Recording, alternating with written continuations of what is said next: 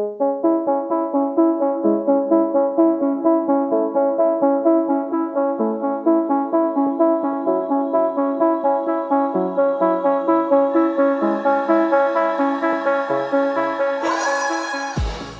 and welcome to the Blackout, where I get to talk to amazing people who do amazing things. I'm your host, Israel, and my guest today is Bronwyn PhD students. Is it PhD? They don't call you students anymore. Anyway. But also the co-founder of PragmaClin, Inc. Thanks for coming to the podcast today. Thanks for having me. I want to start with this PhD thing. I have friends that do PhD. I'm like, why? I still ask myself the same question every single day. I started off, I did a biology degree, which gives you absolutely nothing, no career, so I had to go back to school and figure out what I wanted to do.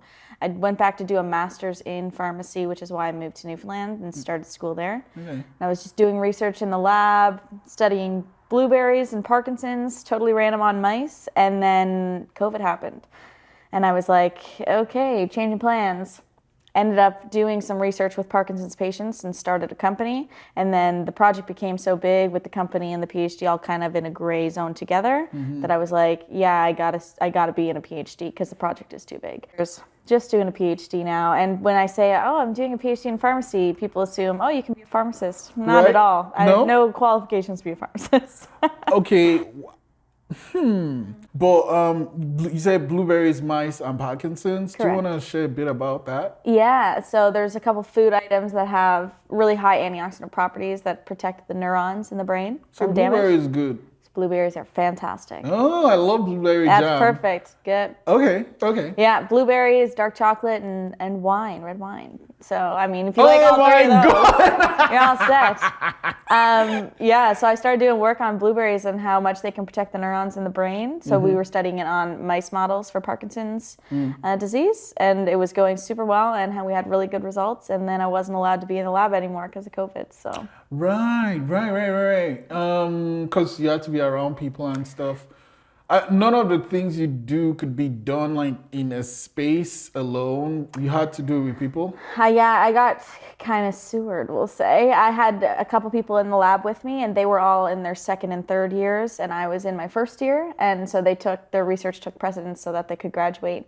So sadly, they got to be in the lab, and there was nowhere else for me to go. Oh. Yep. Seniority. Brutal, hey? I know. So, and then the company, how did that happen? So random. A happy coincidence, we'll say. I happened to be at a presentation my supervisor was giving on our research, and a Parkinson's patient named Gord happened to be there listening because he was really excited and wanted to find a way to help Parkinson's patients. And because my project went south because of the lab, I ended up collaborating with Gord, and we did a bunch of background research on devices that were currently on the market for Parkinson's research. Found a few options that covered some symptoms, but not all of them, and decided we wanted to design something that was going to help in some way, shape, or form. And it was a very broad idea that after a lot of coffee dates, we tapered into a remote patient monitoring system that we had contracted to develop. Did COVID have any role in you going honing into the remote thing? Yeah, totally. I was more just like, I don't know what else I'm going to do with my life. So I ended up doing that. And it worked out really well. And we kind of kept it under the table. A lot of people that I'm really close with had no idea I was even working on this project. Oh, wow. Because people just are like, oh, she's doing her PhD. She must be doing something school-related. Right. So we secretly kind of developed this company. Why did it have to be a secret? Making sure it kind of worked before we published it. Okay. And so we had this MVP developed, which took a while. MVP being minimum viable. Minimum product, yep, you got it. And so we developed this, made sure it was kind of a good system put together as a whole that was going to actually make a difference in people's lives. And then we worked with a contracting company, which became very expensive to do. And I can't code. So when people ask me coding questions, I'm like, I don't know. So we ended up, another happy coincidence, we ended up finding somebody who was really interested in what we were doing. We just happened to be like, you want to see it in person? We can show you what we have so far. And our contract with the company had just come to an end for the people who developed that MVP. And this individual came in, saw it, and was like, do do you want me to join the team? I'll happily help and just kind of sweat equity my way into the company, change everything into be a little more user-friendly, and we'll work together from here on out. So we brought him in just maybe a month and a half ago, and he's done fantastic work. You know, I gotta say, going back to the secret thing. Yeah. Going on the website for PragmaClin, you know, you see everyone's faces except this person. I know. This person you're talking about. It is. It's like some CIA spy stuff. It is all secretive. Is it because what you're doing is great and like people that have billions and millions of dollars be like, we'll take this guy, or? No, it's actually just because it's a good question. He is not ready to have his face on it yet. Okay. Not because he doesn't believe in what he's doing, but because we're transitioning from that company to him, and they are competitors in the space. Right. So as that contract is slowly tapering off, and we're starting this new relationship, we're just kind of keeping it under until the end of the summer. Okay. One of the things I also found out, your co-founder Gord, you've talked about, I can't recall his last name. Gord Genge, yeah. So Gord also lives with Parkinson. Correct. And my, I guess, layman experience of Parkinson's is like you're barely able to function. Are there like levels or? Yeah, that's one thing that we wanted to have in the software was a differentiator. So internationally, there's a scale that a clinician would use from 0 to 4.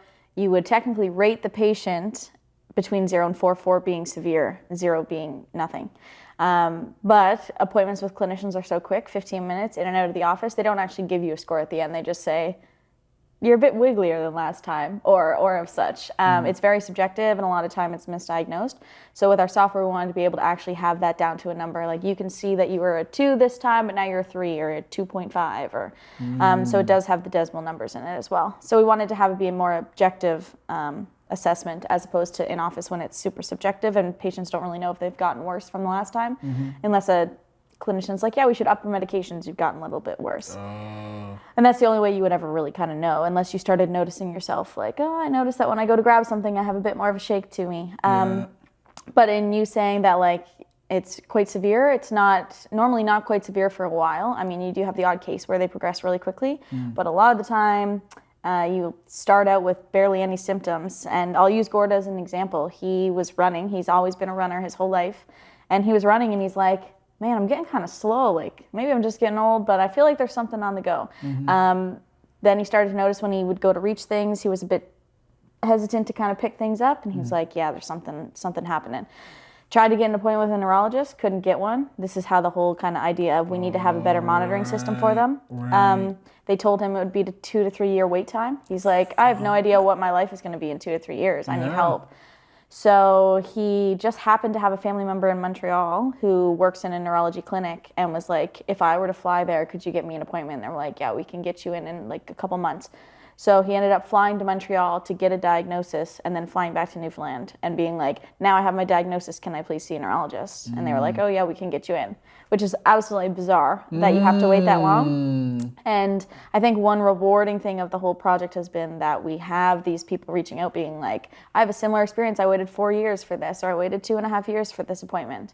And I mean, in 2.5 years, your life can change drastically if you're not medicated. So I think that's one thing is, you get the diagnosis, but then being able to monitor it or at least ease the burden on a clinician's workload so that they can see more patients. I think that's kind of what we're going for here. Yeah, I love stories, and stories is really about the characters in the stories, and characters really boil down to the name. And your company is a character in this story, and I'm wondering what's the story behind the name PragmaClin? Pragmatic, clinical combined. So doing things practically and realistically to find good results in a clinical setting. Yeah, so tech is great, right? But then we have things like Facebook and like our phones are always watching us and things like that. I kind of read some of the things they're doing, like security-wise, but how important is, especially with people's health, how important is security for PragmaClin? Incredibly. And then one of the things that we're going to do is integrate into the healthcare system, which means security has to be even more important, or they won't even take it. Luckily, we do have some partnerships with the healthcare organizations in Newfoundland and in Ontario, where basically if you just develop the system, they'll do all the security back end, because they have to make sure it goes through their whole process as well. Yeah. So we have our own online kind of system and platform that we can use as a demo, like to show you like this is what it can look like. You can log in and see from both sides, patient and clinician. And we use online servers like Amazon, Google. However, when we actually integrate into the healthcare system, it'll all be wiped and it'll just be the software and the system as a whole. They won't take any of our online servers Okay, with this it. is just for your demo thing. Correct. Because I remember, like, especially in Canada, all the data has to be hosted in Canada. You can, okay, cool. Yeah, congratulations on winning all of the monies. Thank you. So I mean, starting a company, you have to get funding. Yeah. And how was your very first pitch competition, and how do you prepare for it? Oh, good questions.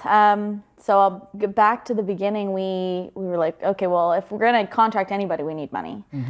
So the very first thing we did was we made connections with the NRC IRAP, so the Research Council in Canada, and the province, as well as the company that we had contracted. We had some in-kind as well with them and some personal contributions.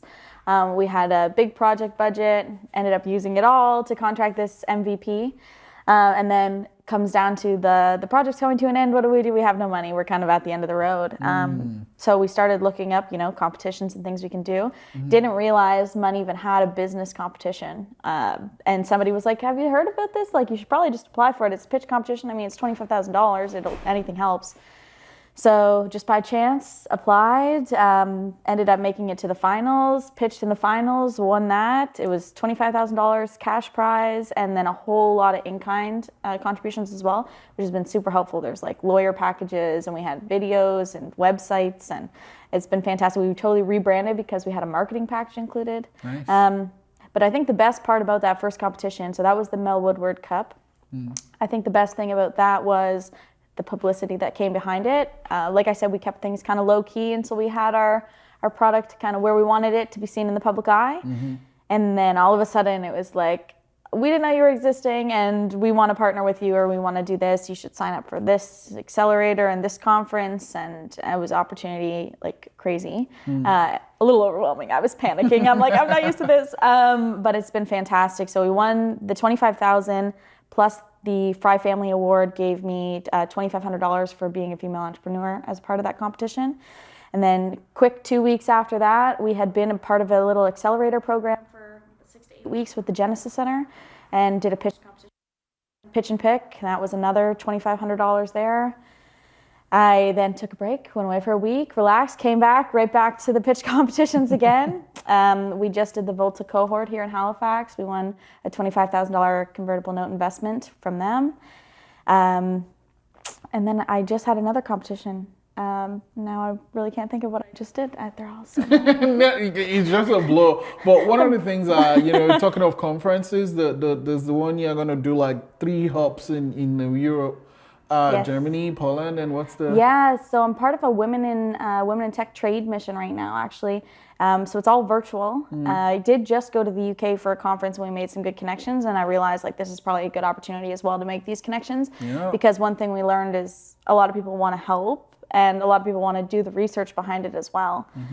So part of this mission, they sit you down and they're like, hey, who do you want to connect with and how can we help you? And I'm like, health authorities maybe, some societies, giving them a rough estimate. And I got a sheet yesterday that was like, hey, we found these 7 companies that all want to help you and do research with you. I'm like, yeah. Okay, that's awesome. So it's a bit of a whirlwind and it's a little bit crazy, but it's so exciting and so rewarding. The things you're doing is wonderful, especially with Parkinson's, because it's one of those things that it just comes out of nowhere, Yep. So I want to say thank you for what you're doing and keep doing what you're doing. And before I let you go, though, I got to ask, the research you're doing is wonderful, but how do you, I guess, put a wall around, like, we own this thing? Like, how do we Protect it. Yeah. Right now, everything is all a trade secret. So we're very particular on who we kind of let into the mix. Do a lot of due diligence on picking people, signing NDAs left, right, and center. But I think that by picking those right people, we know we have a good team. So we're very selective. And I mean, I have lots of people reach out, you know, if you ever can have a job opening, we'd love to work with you. And as I was saying the other day, the pitch competition, the other one that I couldn't think of, was super exciting. It was actually Bounce Health had an innovation month, and we ended up winning $47,500 the other day, Nice. all in non-dilutive. And that came with a lot of other connections of students who had been in that Health Innovation Month hackathon that were like, we want a job whenever you're ready. And that's super exciting to see so many people young in tech that want to be a part of these projects. So from one of these, we actually ended up hiring a tech student. And it's a risk to bring on a younger person who may not be as comfortable in the field. But I think also to them, I know what it's like to be a student and be offered these opportunities. So we're a little selective just because obviously they're working with our baby that we've worked so hard on for so long. But I think, yeah, just having the right team has been super helpful, and it's all people that are really passionate about it. And we've had opportunity with people with more experience in the field, and we've had people who have more passion about the project, and we'd pick the passion over the project any day just because that's how me and Gord started, and we want everybody to kind of be on the same path. So Nice. yeah. And thank you for coming to the podcast today. And I want to say shout out to Temple Soil, tweet the leader in you for letting me use your studio. Super grateful. Again, Bronwyn, this has been wonderful. Super grateful. Thanks. Thank you for having me.